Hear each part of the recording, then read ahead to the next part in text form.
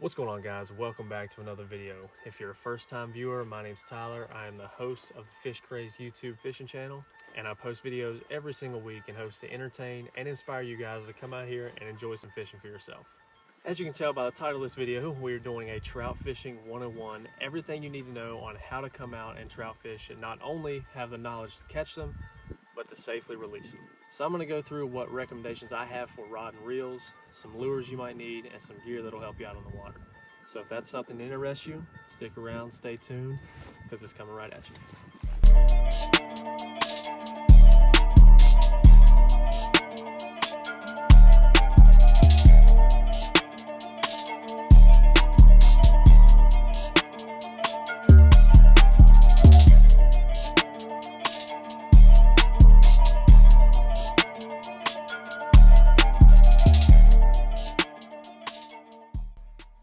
Okay, so let's say you're brand new to trout fishing and you have no idea where to even begin.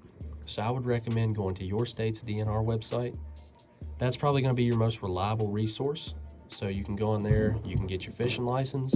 It's going to tell you if you need any additional trout stamps or whatever for your state. Now, no DNR sites are the same, but the one thing I like about Pennsylvania's site is they have an interactive map for trout streams. So you can go on here, it's going to give you a definition of the type of stream on the right side. And then let's say I just want to fish a stock trout stream. It's pulling up every stream that's stocked in the state of Pennsylvania. Let's say I'm over in Harrisburg. I click this stream here, it's going to give me the name. It's telling me how long it is, the stocking info, and just everything you're going to need to know about fishing that body of water. So like I said, your state's DNR website is probably a really good place to start. You can find bodies of water to fish around you, rules and regulations, and everything you need to know. That way you don't get in trouble with the lawman when you're out on your creek. All right, so let's talk rod and reel. With all the specifications of each one of them out there, it can be a little bit confusing if you're just going to your local tackle shop to pick up a combo to try to get out and trout fish. So I'm going to show you the two combos that I use all the time, and I feel like that'll cover any scenario that you'll ever encounter in trout fishing. So the first one I'm going to show you is a 6-foot ultralight St. Croix Trout Series rod. It's rated to throw 1/32 to 3/16 ounce baits, which is going to cover generally anything you're going to throw for trout because you are throwing smaller lures. It's rated for 2 to 6 pound line, which I have a 2000 size die with the Tula with 6 pound P line on it. So this is my small stream rod. So if there's a lot of overhanging trees, the creek's not that wide, the fish aren't as big, and you don't need a bunch of backbone to kind of help bring those fish to you, this is a perfect rod. And this could be, like say, a good all-purpose rod too, but if you're going to be in an area with bigger fish, you're going to want something that's rated in the light to medium light range to where you can have enough backbone to pull those fish closer to you, but at the same time not harm the fish and horse them out of there, which is exactly what this next setup is. So this is a 6'9" St. Croix Trout Series rod, medium light. It's rated to throw 1/16 to 3/8 ounce lures and up to 10 pound lines. So I've got a 2000 size Shimano Vanford and 8 pound P line fluorocarbon. So I'm going to be using this one today because I am fishing bigger water. There's bigger fish here. Hopefully I get into a few of those for you guys, but I'm going to be throwing heavier baits. So the baits that I'm going to throw might overpower an ultralight, which is why I want to throw this one. I don't have a lot of worry about trees and things like that, so I can really just let this thing fly and try to get as much casting distance as possible. So if I was to make a recommendation on one rod and reel setup, I would probably go somewhere in the 6 foot to 6'6" light range if you're just picking one to do everything you're going to need for trout fishing. That's going to be a pretty good all-purpose rod. As far as a reel goes, anything in the 1000, 2000 size and somewhere between 6 and 8 pound fluorocarbon should get the job done for you in just about any scenario. So when it comes to trout fish on spinning gear, the lures are very simple. A lot of people like to overcomplicate things, but this is literally all I throw year round. So when I first pull up to a stream, river, whatever, I like to throw a moving bait like an inline spinner. It's literally a very simple cast and retrieve method. If it's not working, say the silver one's not working, I'll switch and try gold. If gold's not working, I'll try silver, vice versa. If I'm getting some follows, the fish aren't eating, but they're showing interest, I'll switch to another moving bait like a jerkbait.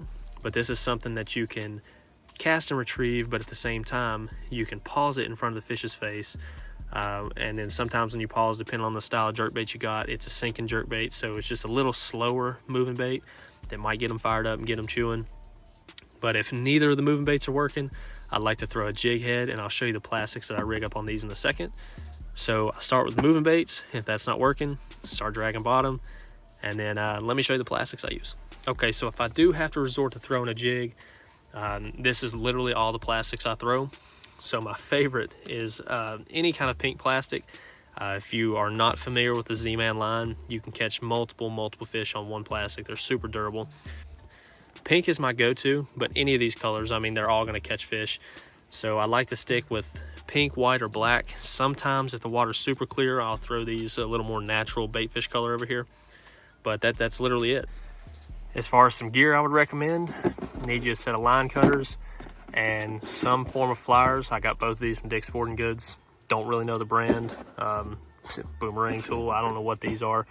And a good landing net. I've had this one for multiple years, but you want something that's rubber so it's not gonna rub the slime coat off of those fish. And as far as those lures go, man, I know there's a lot of things that'll catch fish, like live bait, night crawlers, mealworms, and people like to use power bait. I'm not a fan of anything live bait or anything that the fish is gonna completely ingest, because I do release all of my fish. So if you're just going out and catching stocked fish, it is what it is. Do however you see fit. Catch them, throw them in the cooler, do what you got to do. But for me, and most of the time on this channel, you will see nothing but artificial lures. But that's pretty much it, man. Let's get this stuff geared up, and we're gonna head down to the water behind me here and see if we can put some of these tactics to use. All right, guys, it is super windy right now, and I hope you can hear me. But I am getting started. We've made it down here to the water, and we're starting with the first bait that we had talked about, the inline spinner. So I'm starting with gold. There's not a whole lot of natural light today. The sun's not out. It's gonna be super cloudy and rainy. General rule of thumb, gold's a good bait to use when it's cloudy. Silver when the sun's out, so it can reflect more light. So trout are predator fish. They're super aggressive, and they're gonna look for places that they can sit in and hide so they can ambush prey. So this spinner is imitating like a small minnow or something. You're looking for current, you're looking for bottom structure, and depth. So obviously right here, super shallow, it's just rolling, just water rolling over rocks. There's not a lot of depth. There's probably not gonna be fish there. So right here, it's a little deeper. We got current up top. It looks like we got some rock over there for some cover for these fish to get in. And then down here is just a calmer section. I like to start at the bottom. So if you're fishing, if you pull up to a hole, I would recommend starting down here at the bottom. That way, if you were to hook a fish here, you know, you're not spooking the ones up top. Or if you went straight to the top of the hole and caught a fish, you might have spooked the rest of the fish down at the bottom that you could have caught. All right, so I've already fished this entire hole, bottom to top. Did not catch a fish, didn't see a fish, didn't move one, nothing. So I'm just gonna keep moving forward, move up to the next spot, and see if we're any luckier up there. And that's another thing that I would recommend too. You know, don't just fish one hole and then go changing baits. There's may not have been any hungry fish in the area. You may have the right lure tied on. Just give it some time. For the first few holes, just stick with it. Okay, so I also forgot to mention earlier, and I feel like this is a notable tip, I always fish upstream. So especially if you're wading, you don't want to wade downstream because you're stirring up water and things like that. That's going to spook the fish. And you're trying to imitate, you know, natural prey for these fish, and they're going to be swimming with the current. You know, they're not going to go against it. You're talking about small bait fish, crayfish, hellgrammites, I mean anything. So I like to fish with the current. I think it looks the most natural. You know, I'll throw upstream, bring it back to me. Sometimes throw like at a diagonal and kind of let it float down and then reel across, kind of like what just happened here. But for the most part, 99% of the time, I'm casting up ahead of me and bringing it back down with current. Oh! Big fish, big fish, big fish, big fish. All right, so right here, again, I was casting upstream, letting it float down. So now I'm gonna kind of cast across a little bit above them and see if I can bring it in front of their face. All right, we may come back to this hole. There was multiple fish following me back, but they weren't super aggressive, so I may come back with a different lure in a minute. But I'm gonna continue to fish up around this bend right here.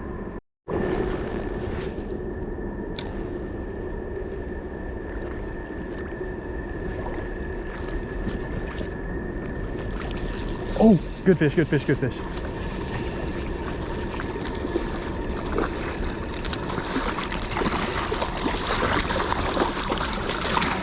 There we go. Come off in the net too. That's a solid brown trout. See, so that's exactly what I was saying. I had multiple fish follow me back, just back down here a little ways. And I was gonna switch up to a jig and try to get those lazy fish to try to eat. But the next cast, right upstream, caught one on the spinner. That is a beautiful brown trout too.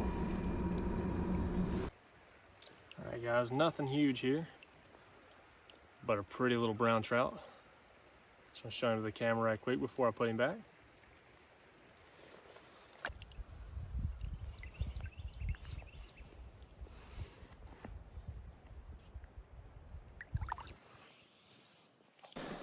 All right, so that is our first fish landed of the day on the Gold Blade inline spinner. There's definitely more fish back here, but we may come back and revisit that and slow it down and throw a jig. But the way that fish ate, we're gonna keep moving forward with the spinner for a little bit.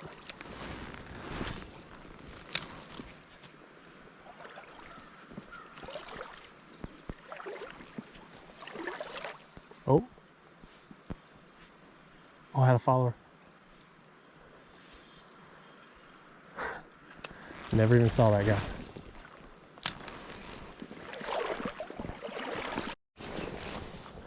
All right, I was on my way back to the car to move to the next spot, but I wanted to see if I could get a few of these fish that I had follow here that may not have been too aggressive, to see if they'll come back and eat the jig.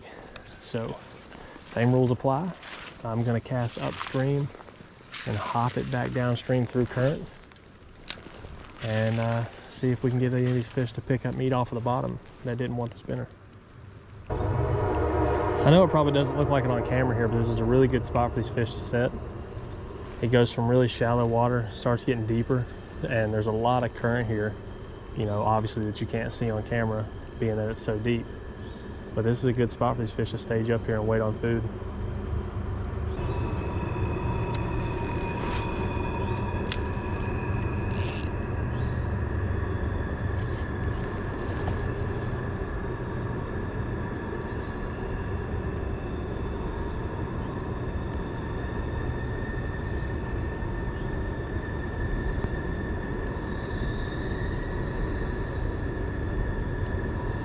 There we go. Looks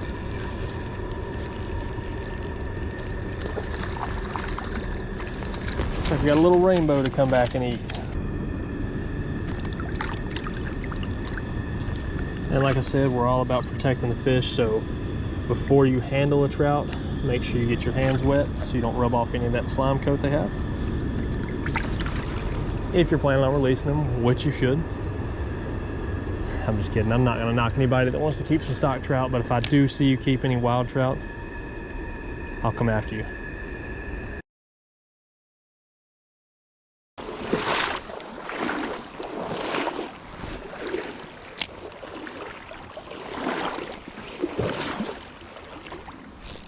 There we go. It's a decent fish.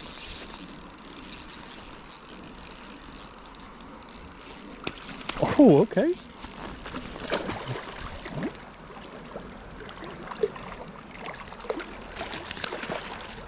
Solid brown trout.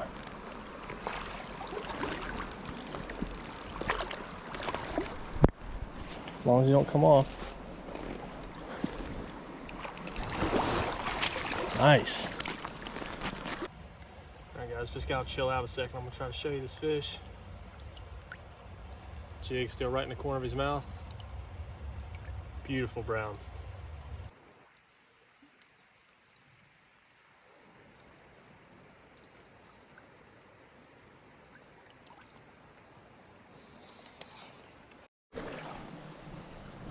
All right, after all the holes I've fished today, I did not expect to catch a fish right there.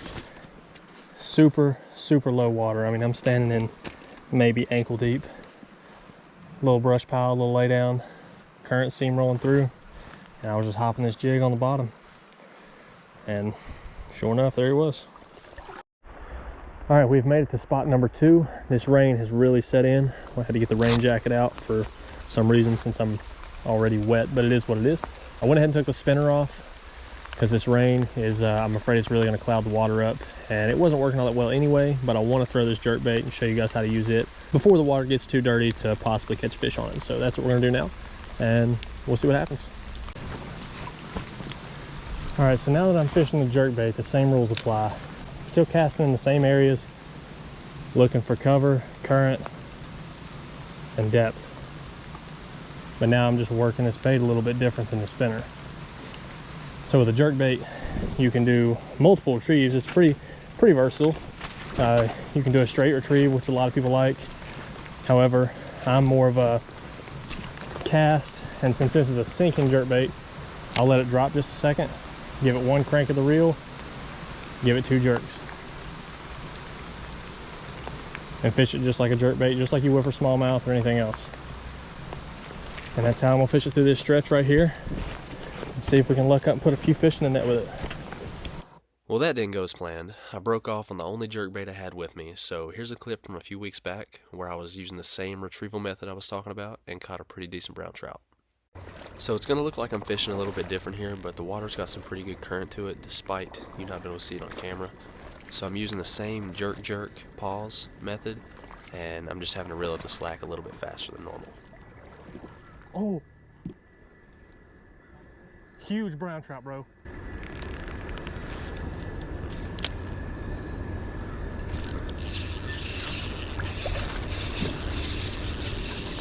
This wasn't the same one. This ain't the one I seen. This is not the one I seen. Come here.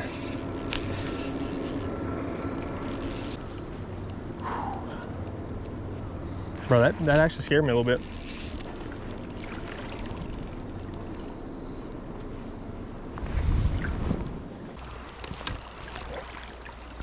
I can get him over here.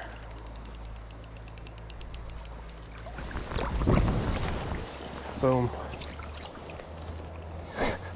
That's a solid fish. Look how he ate that thing. T-bone the jerkbait, bro. Hey guys, 21-inch brown. Oh, take it easy, take it easy. Good release.